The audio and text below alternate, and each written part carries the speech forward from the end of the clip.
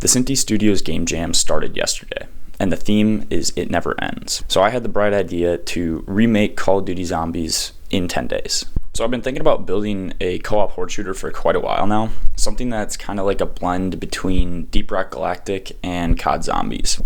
And this jam is just like a really good excuse for me to test out the waters and see if a co-op horde shooter is viable. Just over halfway done with day one here, and I grabbed the player controller from another project I was working on, but it was multiplayer, so I stripped out all of the multiplayer components and got it configured in this new project.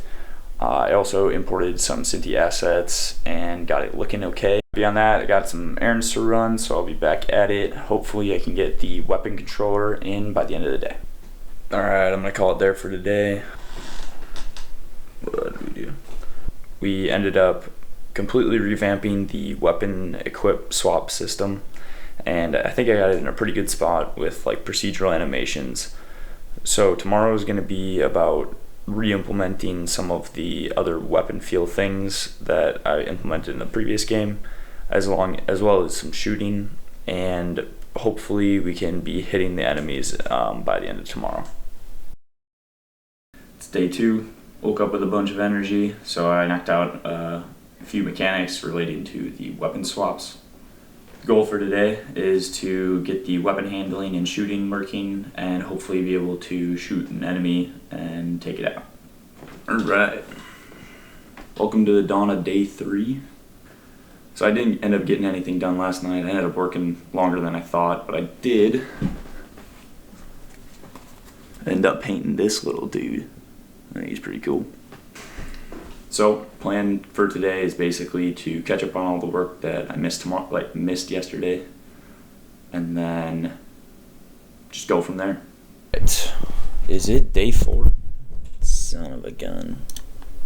It's day 4. Haven't had a whole lot of time to work, but I've been making do with the time I've got. So I'm just going to keep working down this list of different like weapon feel effects until I'm able to get to the point where it's like feels really good to shoot a gun.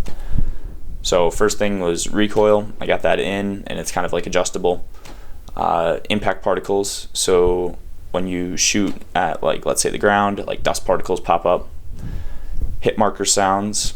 That's going to coincide with hit detection. Yeah, so let's just keep the pedal down and finish this prototype. I don't know what I'm saying. Today is day 5. Didn't end up doing a recap of day 4, but it went pretty well. I think I got the impact particles in this game. I also got some gun smoke in the game, so when you shoot, the gun just smokes a little bit. But I think I gotta adjust the transparency to like make sure that you don't get blinded from it. Oh, and I also added some animations for the skeletons, which was pretty fun. I've been meaning to learn how to add Mixamo animations like to the Cinti assets so that they could just be animated.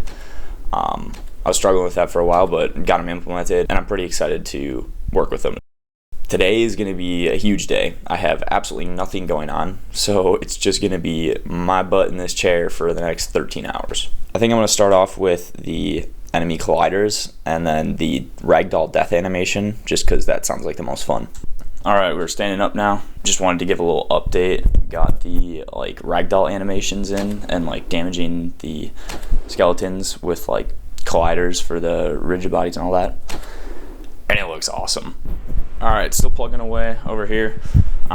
It might seem like a little ridiculous that I'm just like focusing on these super minute details, and especially for a game jam, it's like, what does that really mean? But in my eyes, like the primary gameplay loop, so like what the player is doing on like a second-to-second basis, is the most crucial thing to a game.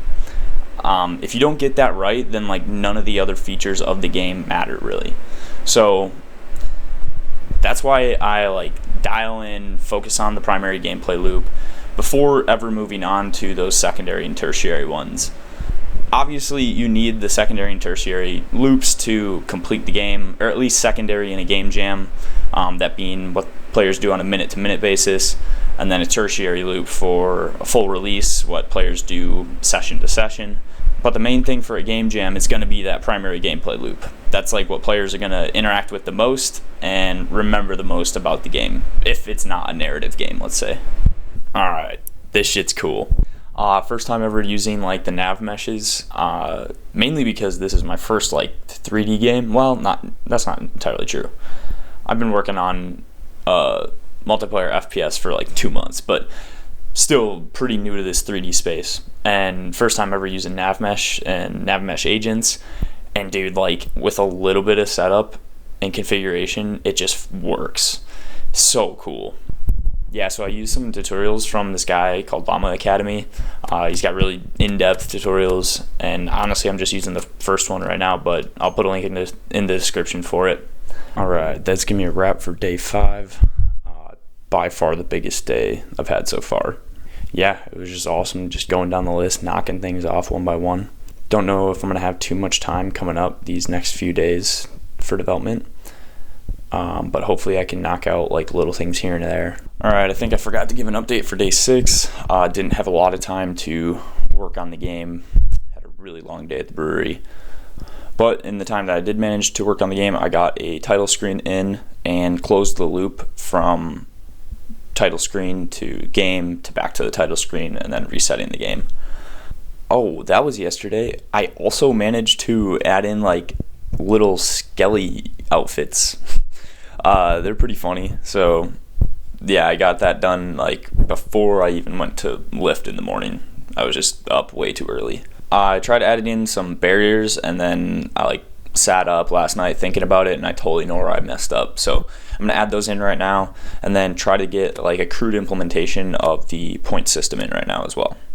Alright, this is gonna be a wrap for day 7. I didn't have a bunch of time to develop again today, but I got some colliders around the map to contain the player. They're not perfect, but they'll do for now. And then I worked on the point system, which I'm super pumped about. I think it looks great. Yeah, it's really satisfying to like shoot a skelly and then see the points come up. Alright, gonna be a wrap for day 8. Once again, not a whole lot of time to work on the game, but basically all I got done today was adding a skeletons killed counter, so that just shows up on the game over screen. It's kind of making it feel like you get a little bit of a high score tied to your run. So that's going to be the goal for Sunday, is like have a huge development day, and then Monday is going to be doing as much polish as I can, so cleaning up those barriers and things like that.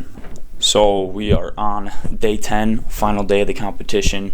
Day 9 was a wash. I was pretty exhausted after the weekend and ended up just binging that new Penguin show and taking it easy. So today had a short day at work, which was really nice. So now I'm gonna have a bunch of time to finish up this game and get it where I want it to be. All right, there it is. The Cinti Game Jam is in the books. I submitted on time, which I'm proud of. I ended up getting like so much done in these last whatever hours I was working on it. Adding in health bars, just a bunch of sounds. That was kind of the main thing. Sounds tie the game together, man, and that was definitely a big focus for this last day, was just getting a bunch of sounds in that like feel good in the game. I think the one that's really cool is I found this like round start on SoundCloud for these guys that are like assembling sounds that sound like the COD Zombies round start, and I think that one is pretty sick.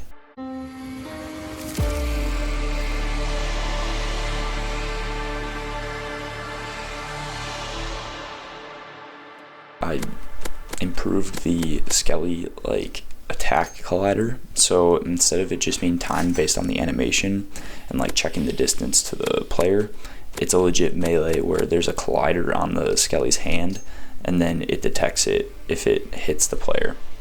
Another big thing was rounds, so adding in separate rounds that spawn in a certain amount of Skellies each round, and then you have to eliminate all of them before going to the next one. Also the options menu, simple thing that you can add into your game to really just like improve the accessibility of it. Overall, really proud of the work that I put in. Could I have obviously like done better? Yeah, you always can. But at the end of the day, I think it's like a really good foundation point for going forward with this game. If you enjoyed this, let me know in the comments or go play the game, and I'd love to hear your feedback. That's all, folks.